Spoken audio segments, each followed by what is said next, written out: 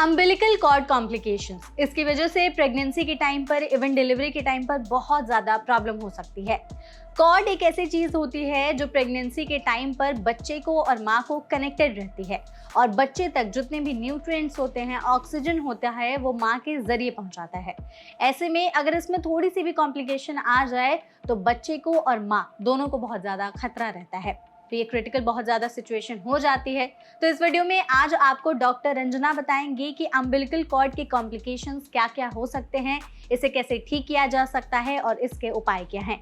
तो पहले आप उनकी वीडियो देखिए।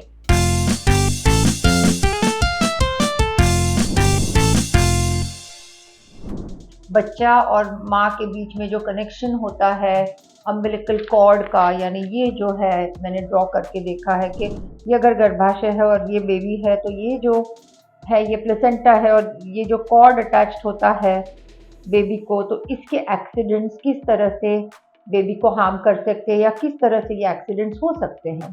तो एक तो नैसर्गिक दृष्टि में देखा जाए तो कभी कभी ये कॉर्ड छोटा हो सकता है, तो कॉर्ड छोटा होने की वजह से कभी कभी ये प्लेसेंटा जल्दी छूट सकता है। अगर कॉर्ड ज़्यादा लंबा रहा तो ये बच्चे के गले में वार अटका सकता है या फिर इसमें ट्रू नॉट यानी गिठन आ सकती है। गिठन आने की वजह से या गले में कॉर्ड आने की वजह से कभी कभी बच्चे की हार्ट बीट में तकलीफ हो सकती है।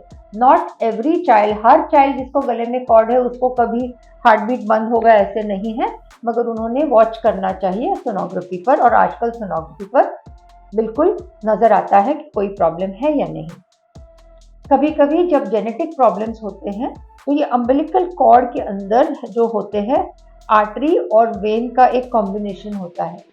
तो कभी कभी जब सिंगल अम्बिलिकल आर्टरी होती है तो बच्चे में कोई खराबी या जेनेटिक डिफेक्ट है या नहीं, ये देखने के लिए कोई ब्लड टेस्ट करने पड़ते हैं। ये हम क्यों करते हैं? क्योंकि गर्भवती अवस्था में किसी भी लड़की को ये चाहिए कि मेरा बच्चा सही संतुलन में है और कोई खराबी नहीं है। आज हमारे पास सोनोग्राफी अवेलेबल है जहां पर हम सोनोग्राफी 5वें हफ्ते से शुरू करते हैं। सोनोग्राफी ये साउंड वेव्स होती है, ये एक्सरेज नहीं होते हैं। आपको जो रिपोर्ट मिलता है वो एक्सरे की तरह मिलता है, बट ये साउंड वेव्स होती है। तो जब हम सोनोग्राफी करते हैं तो ये साउंड वेव्स जाते हैं आपके बॉडी में और वहां से ये रिफ्लेक्शन आता है। तो कभी कभी जो बुजुर्ग औरतें घर में कहते हैं कि डॉक्टर कितने सारे सोनोग्राफी करते हैं, इसमें बच्चे को कोई हानि पहुंचेगी, नहीं, बच्चे को कोई तकलीफ नहीं हो सकती। इनफैक्ट बच्चे की सेहत कैसी है, बच्चे के बाजू का पानी कैसे है, बच्चे की कॉर्ड कैसी है, इस सब चीज़ों की जानकारी हमको सोनोग्राफी से मिलती है। तो जैसा कि आपको इस वीडियो में डॉक्टर ने बताया कि अम्बिलिकल कॉर्ड की कॉम्प्लिकेशंस की वजह से कितनी सारी प्रॉब्लम्स हो सकती हैं। हालांकि ज़रूरी है कि हम प्रेगनेंसी के टाइम पर इस चीज़ का ध्यान रखें ताकि ये प्रॉब्लम बार बार ना हो और बच्चे और माँ दोनों को चीज़ें अफेक्ट ना करे। साथ ही डॉक्टर ने ये भी बताया कि कैसे सोनोग्राफी इसमें आपकी हेल्प कर सकता है। अगर हम टाइम टू टाइम जांच करवाते रहें, डॉक्टर से जा करके हेल्थ चेकअप्स करवाते रहें और सोनोग्राफी करवाते रहें तो उससे हमें पता चल सकता है कोई कॉम्प्लिकेशन है या नहीं। साथ ही आपको डॉक्टर ने इस वीडियो में जुड़वा बच्चों से जुड़ी कॉम्प्लिकेशंस के बारे में भी बताया है, तो आप उनकी ये वीडियो देखिए। जब एक नहीं दो बच्चे होते हैं जुड़वा बच्चे होते हैं, तो जुड़वा बच्चे कभी कभी दोनों के सिर नीचे हो सकते हैं, एक का सिर ऊपर एक का सिर नीचे हो सकता है, या दोनों आड़े हो सकते हैं या दोनों के सिर ऊपर हो सकते हैं।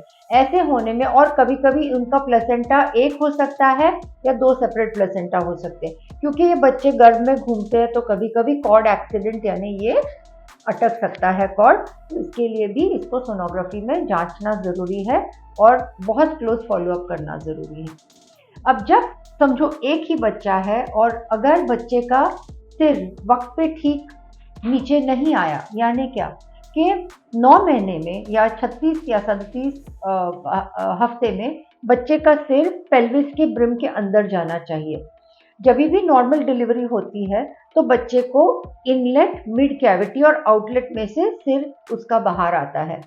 अगर इसका सिर अंदर नहीं गया, सिर ऊपर ही रहा और अगर कॉन्ट्रैक्शन शुरू हो गए तो उसका जो पानी का बैग होता है वो फट के कभी कभी कॉर्ड बाहर आ जाता है। तो औरत कहती है कि जैसे मैं टॉयलेट में गई और मैंने देखा कि एक रस्सी जैसे कुछ बाहर आ रहा था वजाइना में से, तो ये बहुत भयानक चीज़ होती है क्योंकि इसको कॉर्ड प्रोलैप्स कहा जाता है और इसमें ऑलमोस्ट 90 to 98% बच्चे की होने की संभावना होती है।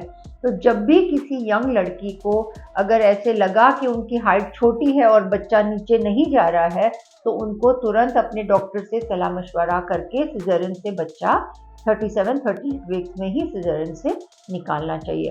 तो आज हमने आपको थोड़ी बहुत जानकारी वार के बारे में दी है। अब कभी कभी वार सही होती है, मगर वार का जो डायमीटर है या वार की जो सर्कुलेशन है वो कम हो जाती है, और वो कभी कभी कोई मेडिकल प्रॉब्लम्स में होती है। ज़्यादातर हम देखते हैं कि ब्लड प्रेशर जब हाई होता है, हाई ब्लड प्रेशर यानी क्या? High blood pressure is the lateral pressure on a vessel wall. तो ये सोचो कि बच्चे को अगर इतने पाइप में से पानी ब्लड जा रहा हो, और अगर ब्लड प्रेशर बढ़ गया तो वो पाइप अगर छोटा हो गया और उतने पाइप में से पानी जाता हो, तो अगर कॉर्ड यहाँ से ये लेवल तक पहुंची तो नेचुरली बच्चे को उतना खाद या उतना सर्कुलेशन कम मिलता है, और फिर बच्चे का वजन कम हो जाता है। बच्चे का वजन कम होने से फिर बच्चे के बाजू का भी पानी कम हो जाता है, जिससे बच्चे की ग्रोथ में तकलीफ आ सकती है। तो ये सब चीज़ें हम सोनोग्राफी पर जांच सकते हैं, और जो भी औरतों को ब्लड प्रेशर है उन्होंने अपना कॉर्ड और अपना कॉर्ड का सर्कुलेशन, जिसको हम डॉपलर स्टडी कहते हैं, वो करना ज़रूरी है। डॉक्टर के मुताबिक आपको प्रेगनेंसी के दौरान अपने खान पान का बिल्कुल ख्याल रखना है। आपको अपने बीपी को भी कंट्रोल में रखना है, क्योंकि कई बार इससे भी बहुत सारी कॉम्प्लिकेशंस हो सकती हैं। साथ ही आपको फिजिकली एक्टिव भी रहना है। डॉक्टर ने आपको जो भी मेडिसिन प्रिस्क्राइब की हैं उसको टाइम से खाना है, ज़्यादा स्ट्रेस नहीं लेना है, टाइम टू टाइम अपने डॉक्टर से विजिट करना है, ताकि अगर कोई भी छोटी सी कॉम्प्लिकेशन हो तो उसका इलाज पहले करके चीज़ों को सॉल्व किया जा सके। तो ऐसे में अगर आपको छोटा सा भी सिम्टम किसी चीज़ में दिखाई देता है तो प्लीज़ इसे इग्नोर ना करें, तुरंत डॉक्टर के पास जाएं, उनसे चेकअप कराएं, ताकि समय रहते इलाज किया जा सके। तो आई होप आपको ये वीडियो इन्फॉर्मेटिव लगी हो। ऐसी और भी वीडियोज़ के लिए हमारे चैनल NBT लाइफ को फॉलो करना ना भूलें।